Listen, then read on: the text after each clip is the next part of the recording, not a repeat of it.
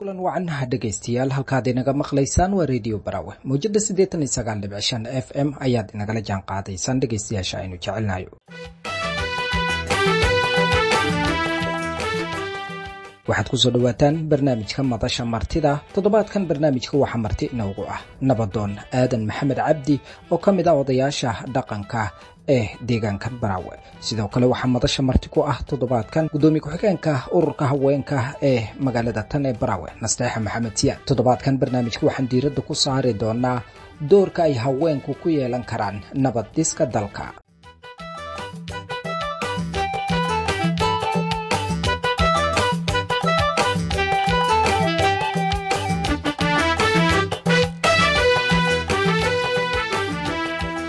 dhegaystayaal barnaamijka waxaa maalgelinaysa UNBBF waxaana hirgelinaysa hay-adda agteed oo la kaashanaysa hay-adaha taakulo iyo baweda.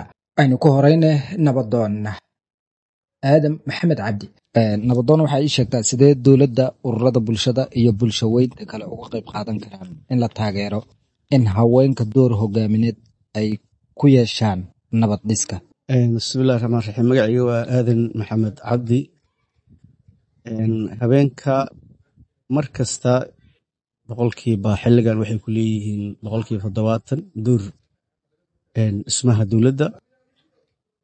sababtii ahaa waagii horeba waxay ahaayeen 50% ay ahaayeen doorka dhismaha. hadda habeenka bulshada waxay ku tiirsan yihiin waa habeenka, marka doorka ayaga ay ku sii yeelan doonaan in garab istaago. habeenku waxay ka soo kacaan qoys,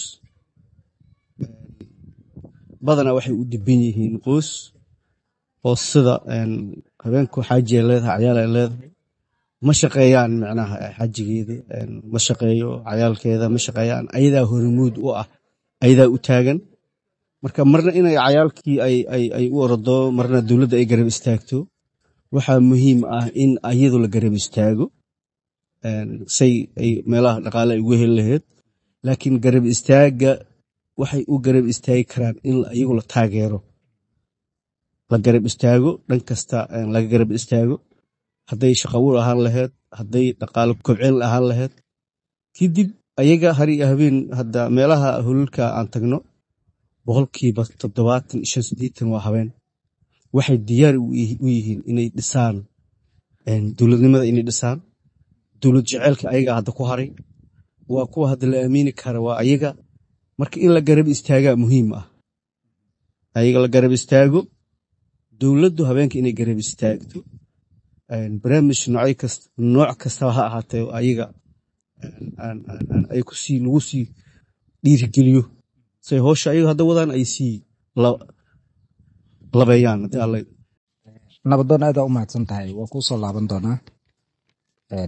maama Nasteexan rabaa inaan weydiiyo waa maxay caqabadaha ka hortaagan haweenka in ay ka qayb galaan nabad dhiska? asalaamu calaykum waraxmatullaahi wabarakaatu. anigoo ah Nasteexa Ciise Siyaad ahna gudoomiye ku-xigeenka ururka haweenka degmada Barawe. waa mahadsan yahay wariyaheenna. caqabadaha ka hortaagan nabad dhiska haweenka waxaa ka mid ah ayada oo mar kasta caqabaduhu ay yihiin in ay dhahaan raggeennu waxaani waa gabar, macnaha ma ka qayb geli karto maxay ahayto arrimaha dowladda. laakiin hadda waqtigii hore saas ayay dhihi jireen odayaashu, laakiin hadda xilliga aan taagannahay oo ilaa adiga bishii 6 ilaa bishan kale oo maantay ah 28 waxaan taagannahay inaan ku yeelano 30% inaan ku yeelano macnaha maxay ahayto dowladda. wax caqabada oo hadda naga hortaagna aysan jirin, laakiin caqabadaha na hortaagna waxay ahayd inay haween raggu ayna dhahaan maxay ahayto dumarku kama qayb geli karo shirarka iyo arrimaha dowladda, sababtoo ay tahay waxani waa gabar, waxna ma qaban karto, wixii raggu ka baxayaana kama bixi karto. caqabadaas ayaa hadda na hortaagan. marka weli caqabada miyaa taagan? caqabada weli way taagan tahay, sababtoo ay tahay ilaa hadda ma hayno wax oo macnaha oo sax ah oo caqabadii aan uga gudubna weli ma hayno. waayahay nabadoon nabadoonka ayaan dib ugu laabanaya marka nabadoon hadday waxaa ka dhawaajisay in ay dowladdu muhiim tahay inay taageerto haweenka dhinaca hogaaminta nabad dhiska inay ku taageerto marka taageero noocee ayaad isdhehaysaa dowladdu way fidin kartaa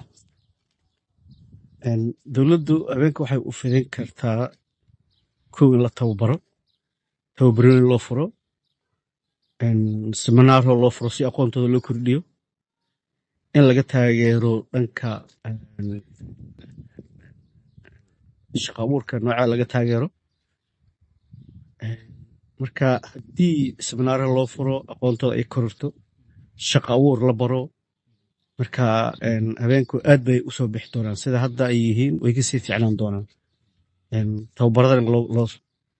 tababaro fiican loo sameeyo xagga dhaqaalahan laga taakulayo si fiican bay macnaha ay usoo sida haddii yihiin way ka fiicnaan doonaan insha allah marka su-aasha xigta waxay noqonaysaa sidee loo xoojin karaa marka ka qaybgalka haweenka ee nabad dhiska ka qaybgalka haweenka nabad dhiska waxaa loo xoojin karaa haweenku waa hadda cudub dhaxaadka waa qoyska hore waxay ahaayeen hooyada qoyska ay ahayd hadda waxay isku darseen hooyo iyo aabbo inay qoyska u naqdaan mar qoyskii ay dhanka dhaqaalaha ay soo shaqeeyaan marna qoyskii howsha guriga ay qabtaan hore waxay jiri jirtay howl ragga inay qabtaan howlna dumarka inuu qabto bal labadii howl waxaa isku darsaday hadda habeenka 80% Soomaali labada howl oo habeenka qoyska taalay waxa ahaayo habeenka ahaayo marka habeenka in la garab istaago muhiimadooda waa in la garab istaago in laga dhiso dhan kastoo ay u baahan yihiin laga dhiso sida ay u horumaraan ay lugooda ugu istaagaan dadku wuxuu ku socdaa dhaqaale hadda habeenka badanaa saa u shaqeeyo dowladda garabtaan shaqooyin ma haystaan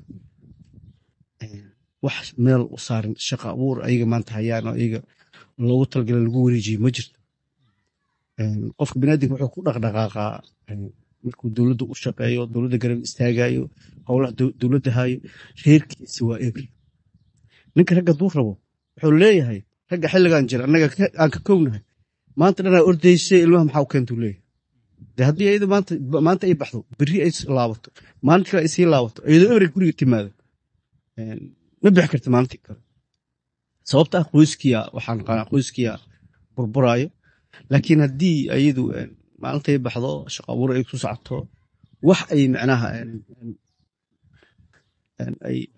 ay higsanayso way sii shaqayn kartaa way sii socon kartaa marka waxaan leeyahay aniga in gabdhaha la taageero shaqo abuur badan loo sameeyo haddii alla barnaamijka waxaa maalgelinaysa UNBBF waxaana hirgelinaysa hay-adda agteed oo la kaashanaysa hay-adaha taakulo iyo baweda waayahay marka waxaan u jeesanayaa gudoomiye ku-xigeenka arrimaha haweenka ee degmada Baraawe Maama Nasteexo waa maxay doorka ay ka qaadan karaan haweenka nabad dhiska Soomaaliya bismillaahi raxmaani raxiim haweenku doorka ay ka qaadan karaan dowladnimada Soomaaliya haweenku doorka ay ka qaadan karaan waa door aad iyo aad u weyn sababtoo ay tahay meel aan haween lahayn waxba lagama qaban karo sababtoo ay tahay hooyadu waa nabadda sababtoo ay tahay hooyadu haddaysan ayadu wiilka dhalin ama odaga dhalin wax nabadihi meeshaas kama aysan dhasheen sababtoo ay tahay hooyadu waa guriga nabadda xagga dowladdana waxay ka qaadan karaan door aad iyo aad u weyn sababtoo tahay xagga nabadeynta waa hooyadu door weyn ay ka qaadataa xagga dowlad dhismada door weyn ay ka qaadataa sababtoo tahay haddii colaad iyo wax yimaadaan hooyadu mar kasta waxay taagan tahay sidii ay macnaha ay nabadaas ku dhisi lahayd ama ay dowladdaasi ku istaagi lahayd haddaan macnaha hooyo meeshaas jirin macnaha dowladdaasi ma istaagteen mana socoteen marka doorka haweenku ay ku leeyihiin xagga dowladda waa sidaas waayahay nabadoonka iyo gudoomiyaha waa gudoomiye xigeenka ururka haweenka ee degmada Baraawe aad baad u mahadsantihiin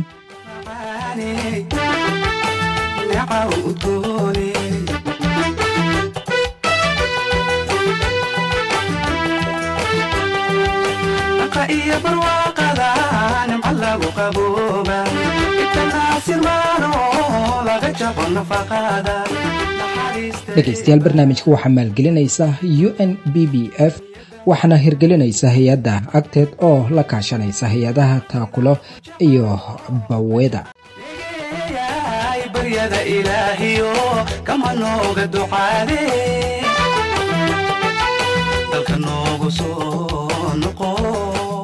hagaagaha dhegaystayaal barnaamijka madasha martida ee Radio Barawe aad kala socoteen ayaa xiligan intaasi noogu eeday tan iyo toddobaadka xiga intaynu ka gaarno waxaan idinkaga tagayaa sidaas iyo nabadgelyo.